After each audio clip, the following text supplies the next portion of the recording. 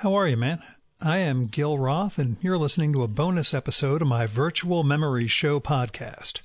This is a COVID check-in episode where I record with a past guest of the podcast to find out how they're holding up during the pandemic. As far as how I'm holding up, it is Monday morning, and I have to get back into the swing of my day job. I got my weekly call with my lobbying firm in D.C. coming up soon, and then a bunch of calls and emails where I try to coordinate how the members of my trade association are working with the federal government, states, and other regulatory and legislative bodies to make sure drugs and vaccines and other therapeutics are getting made and getting sent out to patients. So that'll take my mind off things. Today's guest is Eva Hagberg, architectural critic and author of How to Be Loved, a memoir about a series of life-threatening health conditions that Eva had and how she managed to keep her life together through friendship and love. Eva tested positive for COVID-19 yesterday, so we figured that'd be a perfect time for us to record. See, when the self-isolation orders began in New York, she and her friend Adam Baer began making a podcast called Recoup, which you can find episodes of on iTunes. So I knew she had a good microphone set up, but I admit I was a little nervous recording with her for fear of striking the wrong tone with someone who just got really bad health news. Problem was, I forgot that Eva has a very pragmatic mode of dealing with the world and her health. So within a couple of moments, I realized, oh, wait a second, she's dealing with this a lot better than I'm dealing with this. So we kind of riffed from there. So if we sound a little too flip about her condition and where things are in general and some of the jokes we make in the course of the conversation, sue me. At least we're not crying. As caveats go, Eva got a little short of breath a few times for obvious reasons. Otherwise, that's it. Here's us. How are you? That was... That's a leading answer. Not timed for effect. I'm really tired. I sort of feel like, of course I got coronavirus. With everything else in your life. Right. As a friend of mine said, he was like, of course you got corona. I was so the person who was the most into social distancing, the most telling everybody to wash their hands. And, I don't know exactly how I got it, but I hypothesize it's from a friend who quarantined and came to stay with me, and we developed all sorts of incredibly convoluted quarantine protocols, but it is more airborne than we thought. So, but I feel very like I was going to get it anyway. I think most of us are going to get it. So mentally I feel fine. This may be because I'm not getting enough oxygen to my brain, but I feel totally at peace with what is happening. Physically, I'm a little uncomfortable. I feel like there's something in my chest and I am about to get it out. I'm just on the verge of getting it out, but I just haven't been able to get it out. And then my air feels a little bit thinner than usual, but nothing severe so far. Yeah. How'd you take the news initially? So I went to see my doctor on Thursday and I was pretty sure that I had it. I mean, I woke up with a fever and then I thought, then I announced on Instagram that I had a clinical diagnosis. And I immediately thought, oh God, I don't have it. And I've gotten all this attention and now everybody is going to be mad at me when I just have a cold. Yeah. It's a coronavirus. It's just not the coronavirus. Right, exactly. Yeah. So then when my doctor, and then I had a dream this morning because I was asleep that I'd gotten the results and they said, well, you just have a very unusual flu. So in my dream, I was sort of sorting out how to say, oh, just kidding. And then I got a message from my doctor saying, I tried to call for the results, please call me back. And as anybody who's ever been to a doctor knows, if you don't get your results over voicemail, they are serious.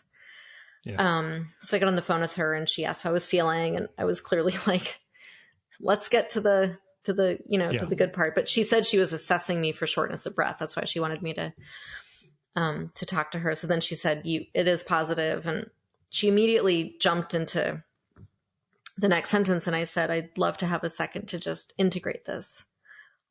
This is what I thought, but can I just have a moment? And I put my hand on my chest and I just took a breath. And then I said, okay, I'm ready.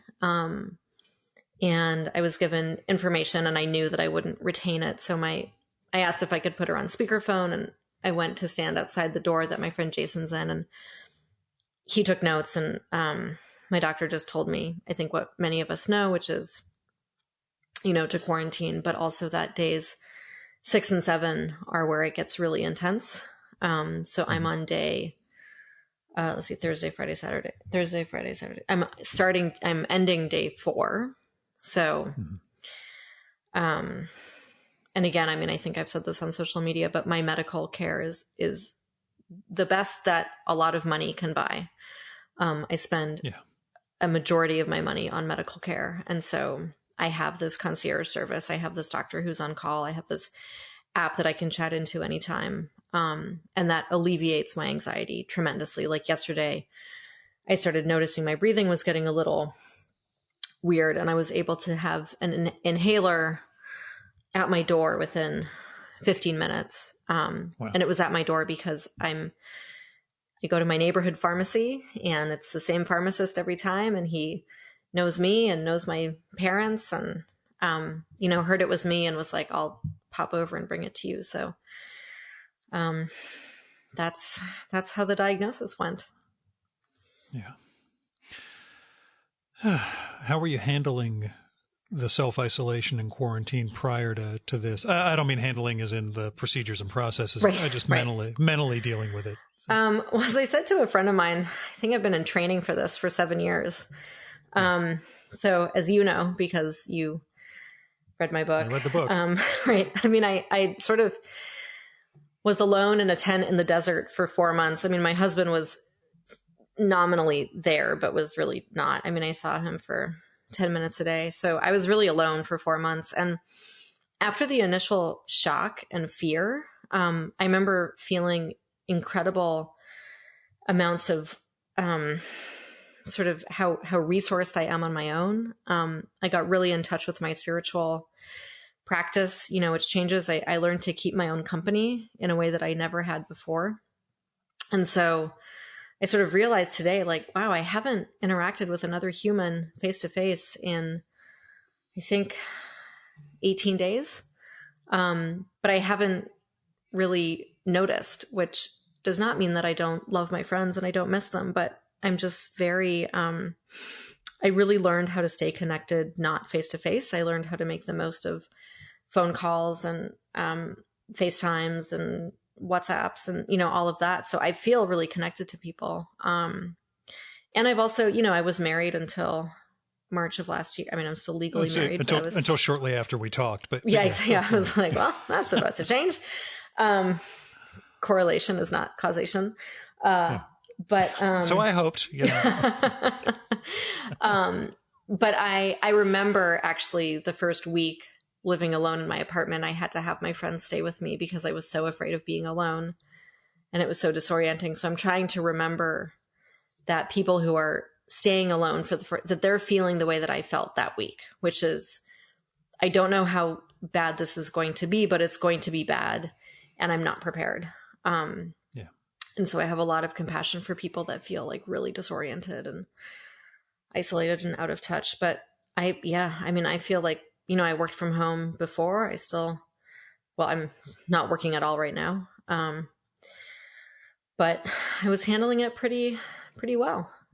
Were you Netflix binging or did you have other media consumption that was helping you get through? Along with everyone else, watched the Tiger King show. And before I got sick, I was working on my novel and starting my own podcast with my friend Adam Bear called... See, you got to be careful about this. Otherwise, you could get COVID.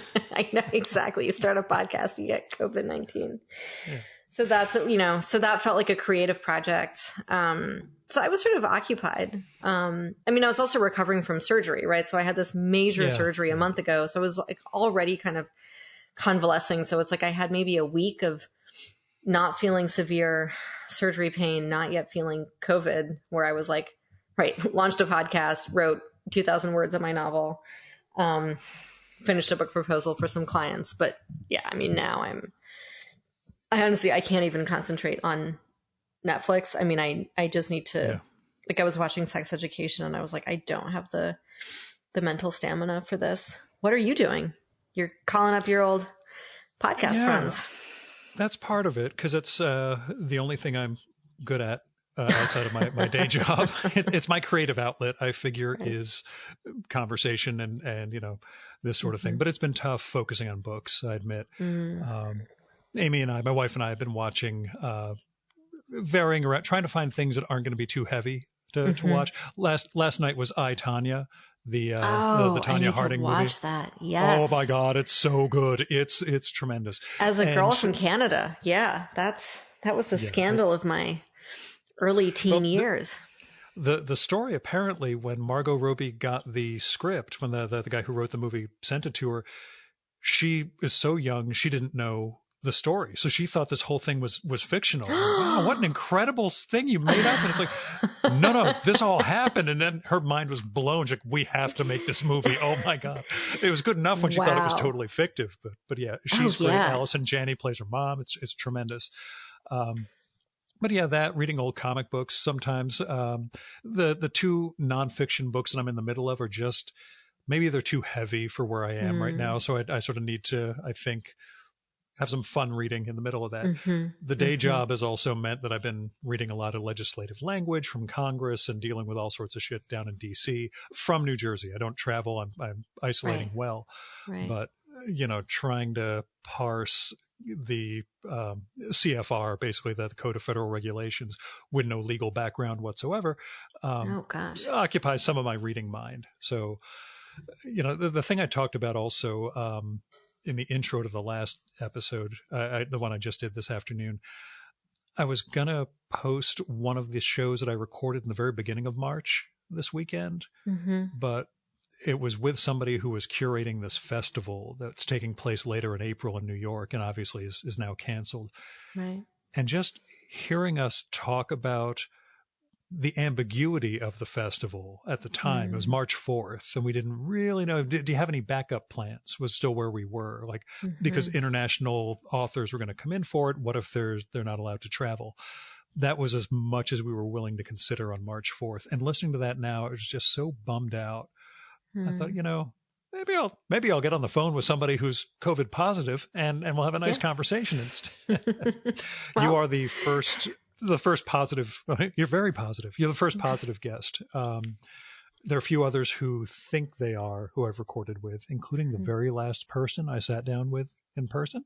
Ooh, are you spooked? So we started figuring out it was like pregnancy. We started figuring out the timing, and wait a second, we got together on March 7th. So, she's like, no, I showed up symptoms, X number of days later. Couldn't have been, it wasn't you, Gil. So, and I've been fine since. Good. But yeah, it's, you are the first person officially for my I like to be a trendsetter. Guests. Yeah, you're really, blazing away. Although you're way behind for New York City, I have to say. That's I know.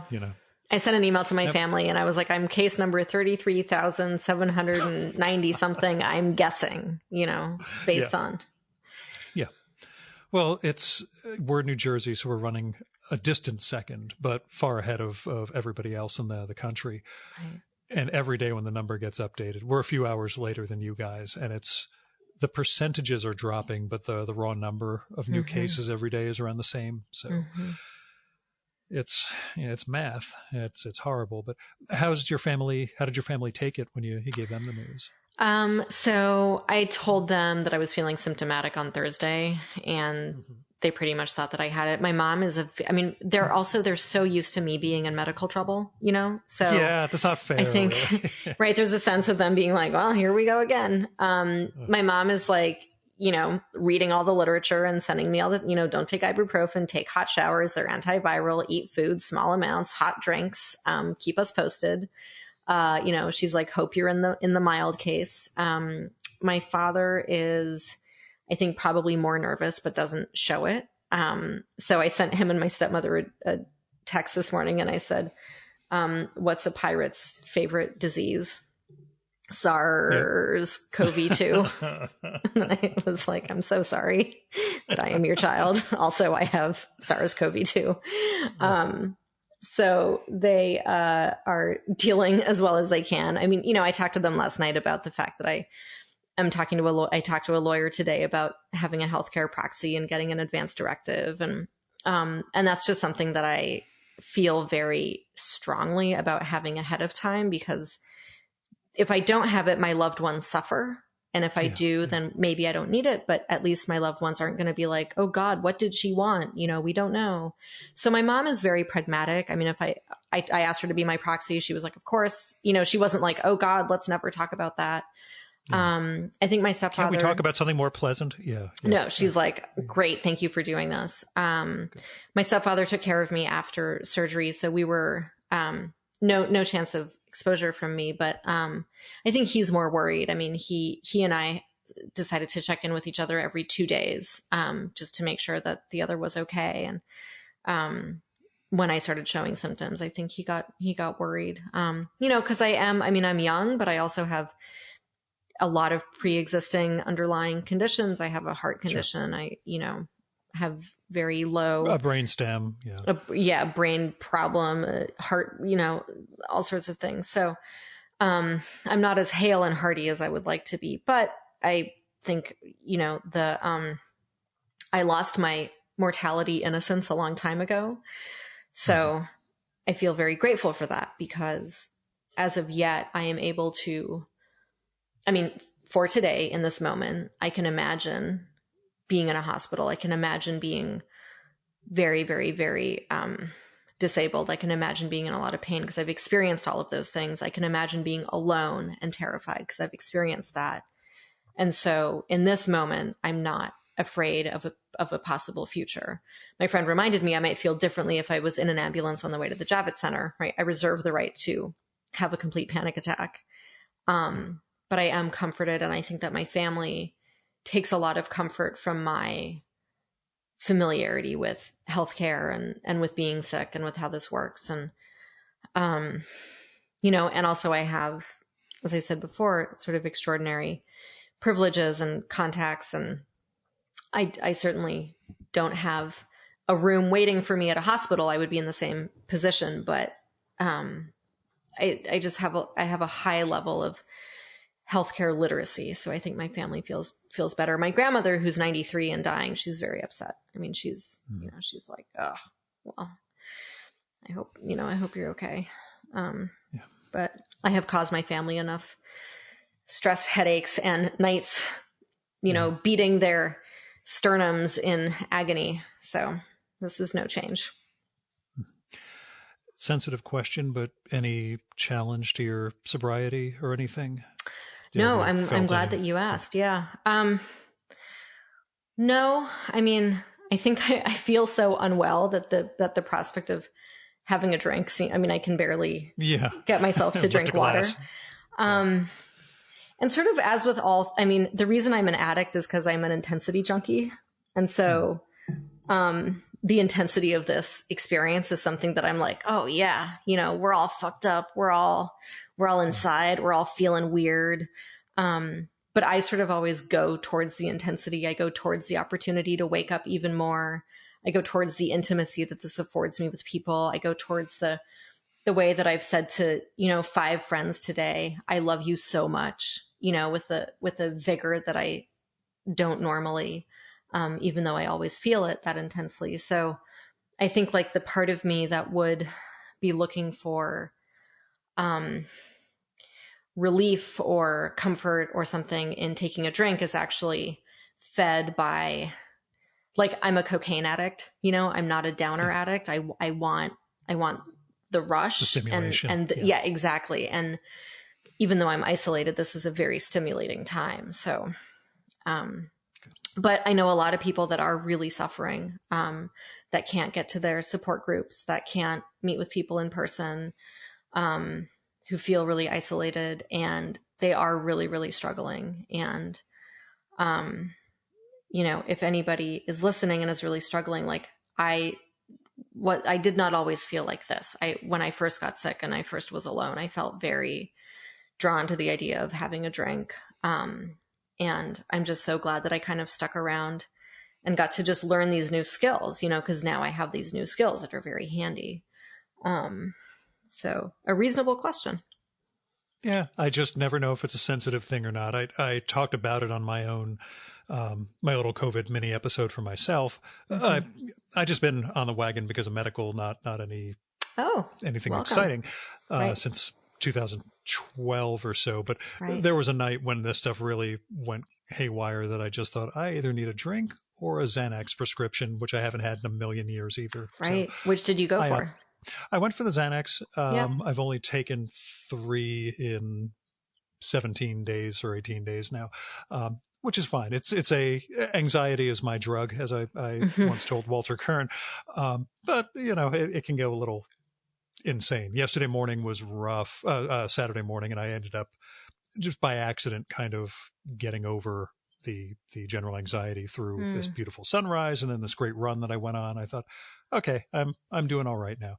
Yeah. Today is just the tedium of the weather here in the Northeast. Right. I've had the rain all day long, and then I got your news, which that's I knew, again, I've had past guests who've said I think I'm positive, but they haven't tested me, and so there's always that ambiguity. But yeah, sort of finality like this, is there a progression or a threshold at which point they say you got to get into the hospital, or is that played by ear at this point? it's breathing related. Yeah. So my breathing got a little weird yesterday. I got the inhaler. I've used the inhaler today. I noticed that my breathing is a little bit impacted. I mean, you can probably hear it. This is not the normal amounts of stopping and breathing that I do. You've always been breathless around me. I'm just kidding. It was a good callback to the end of my marriage after our podcast. Yes, I thought I'd throw that out there. But I think it's really, but I also, I'm so used to a certain level of suffering that it sort of takes a lot to get me over the threshold. So I have to remember, what would send a normal person to the emergency room? See, I think that's part of the why men are dying more than women are dying from this, because men keep, no, I'm fine. Honey, I'm fine. It's okay. And then by the time they get treated, they're on the verge of death. Do you think, I've always heard that women are considered to report their pain more, but they actually don't. Yeah, you got me. I just figured that if you had to come up with a reason outside of a genetic thing, why men would have a higher mortality rate. I don't know. Maybe they're all A. I'm also A blood type, which is affected more severely. We learned recently. So, and did your recent surgery make you, I don't want to say more susceptible, but more vulnerable, I suppose? Oh, as I'm far sure. As this stuff goes? Yeah. Okay. I mean, my hemoglobin was really low after surgery. I lost a lot of blood. It was a very long surgery. It was 4 hours, which is pretty extensive. I had 33 endometriosis lesions and my appendix removed. And there's some theory that the appendix may be involved in the immune system. I was very, very, very weak and exhausted after the surgery. So I was sort of walking around saying listen, if I get COVID, I die. I was sort of blithely I can't get it. If I get it, I will die. And now I'm oh, wish I hadn't said Let me take that back. But yeah, but at the same time, despite all my extraordinary medical things, or maybe because of, I have an underlying incredible strength and extraordinary sort of life force that seems to be unstoppable, which I'm sort of counting on. My doctor said once, aside from all these severe medical problems, you're incredibly healthy. And I was like, yes, thank you. But I think there's something to that. I always recover. I'm very responsive to medication. My body wants to heal. It wants to be better. So, I don't even want to say I'm optimistic or pessimistic. I'm truly just in the moment, but I am aware that I was not coming into this in amazing shape. I'm not in your situation where, you've been running and eating healthy. And I mean, I was just sort of like not eating that much. I was on liquids for a week and still taking laxatives because they did a lot of butt stuff during my surgery. So like how much food have I really absorbed? I don't know. So I'm definitely like, I don't know what the sports metaphor is, but I'm like starting from underneath, or you're sapped. Yeah. Yeah, exactly. Yeah. So now, not that you talk bucket list stuff because you've gone through all of these near mortal experiences, but is there something something that would just make you feel like you're past everything and we'll say quote unquote back to normal? Either some aspect of New York, something, just in your day to day that would tell you, like I'll do, and then I'll know that I'm fine again. Yeah. Yeah. Yeah. I mean, going out to dinner with my boyfriend who also has this. I think when we're like at some restaurant in Chinatown, just ordering like the spiciest thing on the menu and saying, no, make it, I always say, I'm like, ignore what I look like. I'm very white for your listeners. I say, ignore what I look like, make it spicy the way you want it. And they never believe it. And then they do it. And then we just sweat. And I like spit oil all over his face, which happened recently at Xi'an, where we went for Valentine's Day. So I think that will be my, like, that's sort of what I'm holding out for. And also if that doesn't happen, and I don't know, I've learned to be adaptable with my dreams, but I do want to address the bucket list thing, because a couple months ago, I had this incredibly strong feeling that I was going to die soon. I mean, really overwhelming feeling. And it manifested as an urgency to do something that I hadn't done yet. And I didn't know what that thing was, but I felt very distressed by this. And I talked to my therapist and I was like, listen, like, I don't have a lot of time. There's a lot of urgency. And we sort of addressed it. And I think part of it was like getting into a line of work that felt more like myself. And so I was, I worked on this novel, which I think felt really valuable. But I was really, really upset. I kept thinking like, I can't die. I have so much more to do. And then today I thought, well, I don't have that urgency anymore. And, I got to be in love again after I left my husband. That's been really beautiful and meaningful. Yeah. I got to write fiction. My novel is about a pandemic. I swear to God, I started it. I was going to say, I thought that was what you told me back in 2018. I was right? 2019. I'm like, I think she mentioned a pandemic novel, but I don't want to say that because I was misremembering. No, great memory. Yeah, I actually started writing it, but it's a totally different type of pandemic. So everybody who's got that is saying the same thing, like either a movie or a story. Everyone's got a pandemic sort of thing, or who has one. Yeah. No one was envisioning this. No, it was not this no one at sees all. This. It was like teens with an imaginary thing, Yeah. But I got to work on it. And I don't expect to ever sell it, actually. And I still so what's been fascinating is that when I was perfectly healthy and convinced that I was dying soon, I was very distressed. And now that I'm sick with a thing that kills people, I feel absolutely satisfied with my life. And I feel like, there's actually nothing that I wish I could do that I don't get to do. And same as with I'm not having a near-death experience right now, but when I had my near-death experience, I remember feeling like afterwards, like, God, every day is just bonus. Whatever I do is just a cool freebie. So maybe I'll get to have that feeling again a little bit after this and be reminded. But, I think I just want to, hold hands with my dude and maybe hug my friends also. That'd be nice. Although, I mean, I hate hugs. I'm not much of a hugger, but they're all talking about how much they miss hugs. So I'd like to do it for them. I hope you're well soon. Thank you. I will keep following on Twitter. I guess I should follow you on Instagram too, because that's where you get out all the good news. So, yep. And, I would say stay positive, but I'm sorry. Already am. Too late for that. Eva, I hope the best for you. And again, we'll stay in touch as this goes through. Yes. I hope to have you back on, talking about your novel, talking about the Saronins. Yeah. Oh, yeah. I get my reader's reports in a week. So that's awesome. Exciting. I'm looking forward to it. Thanks so much. Be well or get better. Talk Thanks. to you. Bye. Thanks. And that was Eva Hagberg, go check out her memoir, How to Be Loved, and follow her work and life on Twitter and Instagram as Eva Hagberg, and her site, evahagberg.com. It's all spelled EVAHAGBERG.com. She's doing Instagram stories about how she's doing and her life and everything else, so you should probably check all that out. We'll be back tomorrow with another COVID check-in. If you want to be part of this, send me an update to read on the air, or if you want to record with me, let me know. We'll set something up. I am at groth, Groth, 18, at gmail.com. You can find contact info at our sites, chimeraobscura.com/VM or vmspod.com.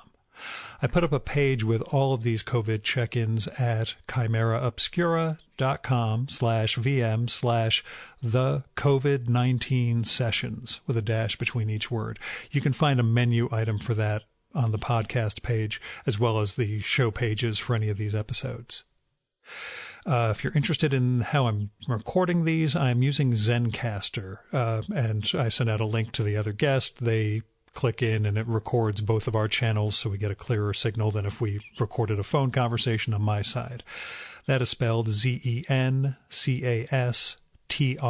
so no final E in Zencaster. The service is $20 a month, but my Patreon supporters more than cover it, especially since I'm no longer spending money on parking and tolls and travel to record in-person episodes. If you can spare anything, don't give it to me.